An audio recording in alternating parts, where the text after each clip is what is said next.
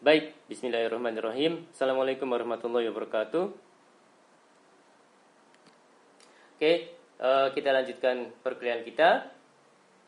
Topik perkuliahan pada kali ini adalah penilaian kinerja karyawan. Saya mendapatkan materi ini dari internet dengan sumbernya adalah sebagai berikut.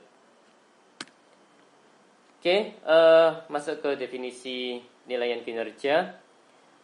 Pembanding dan Russell mengatakan bahwa catatan perolehan yang dihasilkan dari suatu fungsi pekerjaan tertentu atau kegiatan selama periode tertentu. Jadi sekali lagi, catatan perolehan yang dihasilkan dari suatu fungsi pekerjaan tertentu atau kegiatan selama periode tertentu, menurut Pembanding dan Russell.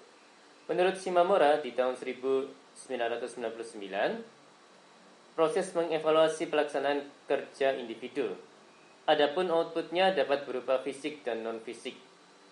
Menurut Mangkunegara di tahun 2001, hasil kerja secara kualitas dan kuantitas yang dapat dicapai oleh seseorang pegawai dalam melaksanakan tugas sesuai dengan tanggung jawab yang diberikan kepadanya. Oke, masuk ke faktor yang mempengaruhi kinerja karyawan. Yang pertama, faktor personal. Ya, ini pengetahuan, keterampilan, kemampuan seseorang, kepercayaan diri, motivasi dan komitmen yang dimiliki oleh seorang individu. Yang kedua adalah faktor kepemimpinan. Ya, kualitas pemimpin dalam memberikan dorongan, semangat, arahan, petunjuk dan dukungan yang diberikan oleh para manajer dan para manajer tim. Faktor kelompok, kualitas dukungan dan semangat, kepercayaan dan kekompakan yang diberikan oleh rekan dalam satu tim. Oke, yang keempat, faktor-faktor sistem meliputi sistem kerja dan fasilitas kerja serta infrastruktur yang disediakan oleh organisasi, proses organisasi dan budaya kinerja dalam organisasi. Yang kelima, faktor kontekstual atau situasional berupa tekanan dan perubahan internal maupun eksternal. Oke, faktor yang mempengaruhi. Menurut Kate Davis, faktor-faktor yang mempengaruhi pencapaian kinerja adalah faktor kemampuan, ability, dan faktor motivasi, motivation. Rumusnya adalah human performance equal to ability multiplied motivation. Jadi human performance sama dengan ability dikalikan dengan motivation. Motivation sama dengan attitude kali situation. Sedangkan ability sama dengan knowledge dikalikan dengan skill. Seperti itu ya Mas dan Mbak ya. Oke, menurut Shimamura di tahun 1995, 3 faktor yang mempengaruhi kinerja karyawan, yaitu yang pertama, faktor individual yang terdiri dari kemampuan dan keahlian, latar belakang, demografi. Sedangkan faktor psikologis yang mana terdiri dari persepsi, attitude, personality, pembelajaran, dan motivasi. Sedangkan faktor organisasi yang terdiri dari sumber daya, kepemimpinan, penghargaan, dan struktur. Oke, ini yang di bawah ada job design ya Mas dan Mbak ya. Oke, menurut Temple di tahun 1992, faktor-faktor kinerja terdiri dari faktor internal dan faktor eksternal. Faktor internal, disposisional, yaitu faktor yang dihubungkan dengan sifat-sifat seseorang. Faktor eksternal yaitu faktor-faktor yang mempengaruhi kinerja seseorang yang berasal dari lingkungan, seperti perilaku, sikap, dan tindakan-tindakan rekan kerja, bawahan atau pimpinan, fasilitas kerja, dan iklim organisasi. Oke, menurut Gibson di tahun 1997, bahwa faktor perilaku individu dapat mempengaruhi kinerja Sedangkan yang mempengaruhi perilaku individu meliputi faktor fisiologis, psikologis, dan lingkungan.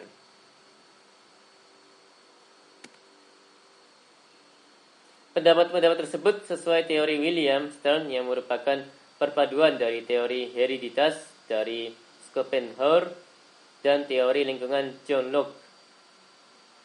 Schopenhauer dalam teori hereditasnya, hanya faktor individu yang sangat menentukan seseorang individu mampu berprestasi atau tidak. Sedangkan menurut John Locke, hanya faktor lingkungan yang sangat menentukan seorang individu mampu berprestasi atau tidak. Oke, poin terkait dengan faktor yang mempengaruhi kinerja karyawan, ya ada individu, ada organisasi, ada psikologis ya Mas dan Mbak ya. Untuk individu ada kompetensi yang mana pengetahuan dan skill, pengalaman kerja, kedisiplinan kerja, ada EQ dan SQ ya Mas dan Mbak ya. Untuk yang organisasi ada leadership, ada komitmen organisasi, ada budaya, ada penghargaan, ada struktur, ada desain kerja, ada kesempatan, ada manajemen karir, ada kompensasi, ada lingkungan kerja dan fasilitas. Untuk psikologis ada persepsi, ada perilaku, ada motivasi dan kepuasan kerja. Oke, masuk ke indikator kinerja karyawan. Secara umum, dalam menilai kinerja meliputi kualitas, kuantitas, ketepatan waktu, penghematan biaya, kemandirian atau otonomi dalam bekerja tanpa selalu disupervisi, dan kerjasama. Ya, Mangkunegara di tahun 2007 menggunakan 4 indikator untuk mengukur kinerja karyawan, yakni kualitas kerja, kuantitas kerja, dapat tidaknya diandalkan, dan sikap. Oke, ya poin penilaian kinerja. Menurut Dessler di tahun 2003, aspek-aspek yang digunakan untuk mengukur kinerja adalah kualitas kerja, produktivitas, kuantitas, pengetahuan, keterpercayaan, ketersediaan, ketepatan waktu, dan kebebasan. Dan menurut Mangkunegara di tahun 2007, 4 aspek untuk mengukur kinerja adalah kualitas kerja, kuantitas kerja, dapat tidaknya diandalkan, dan sikap. Oke, kalau menurut slide ini ada 3 alasan untuk menilai kinerja. Yang pertama adalah memberikan informasi tentang dapat dilakukannya promosi dan penetapan gaji. Yang kedua, memberi satu peluang bagi seseorang dan bawahannya untuk meninjau perilaku yang berhubungan dengan kerja bawahan. Penilaian memberikan satu peluang yang baik untuk meninjau rencana karir orang dilihat dari kekuatan dan kelemahan yang diperlihatkannya menurut Dessler di tahun 1986. Ya, di slide ini ada 5 tujuan penilaian kinerja. Yang pertama, meningkatkan saling pengertian antara karyawan tentang persyaratan kerja, mencatat dan mengakui kerja seorang karyawan sehingga termotivasi untuk berbuat yang lebih baik, memberikan peluang kepada karyawan untuk mendiskusikan keinginan dan aspirasinya, dan meningkatkan kepedulian terhadap karier atau terhadap pekerjaan yang diembannya sekarang.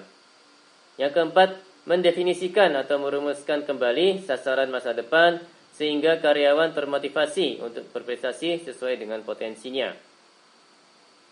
Oke, yang kelima, memeriksa rencana pelaksanaan dan pengembangan yang sesuai dengan kebutuhan pelatih.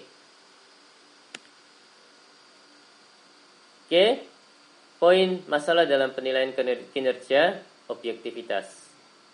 Oke, yang pertama, ketidaknyamanan penilai. Yang kedua, ketidaknyamanan objektivitas. Dalam metode umum yang digunakan ada sikap, penampilan dan keterampilan yang sulit diukur sehingga pasti ada subjektivitas. Yang ketiga, halo effect, menggeneralisir unsur positif dari salah satu aspek kepada seluruh aspek kinerja. Sedangkan Horn effect adalah menggeneralisir unsur negatif. Yang keempat, sikap kasar atau lunak. Untuk menghindari kontroversi biasanya memberi nilai tinggi atau lunak. Sedangkan yang poin 5, central tendency error, karyawan secara tidak benar dinilai mendekati rata-rata. Yang keenam, bias perilaku terakhir atau recent behavior bias. Perilaku karyawan menjadi lebih baik menjelang adanya penilaian. Ya, dilihatnya dari perilaku terakhir ya, yang terlihat. Yang ketujuh, bias pribadi atau stereotyping. Diskriminasi pada SSO karena perbedaan tertentu. Ya, seseorang ya, kalau saya tidak salah nangkap.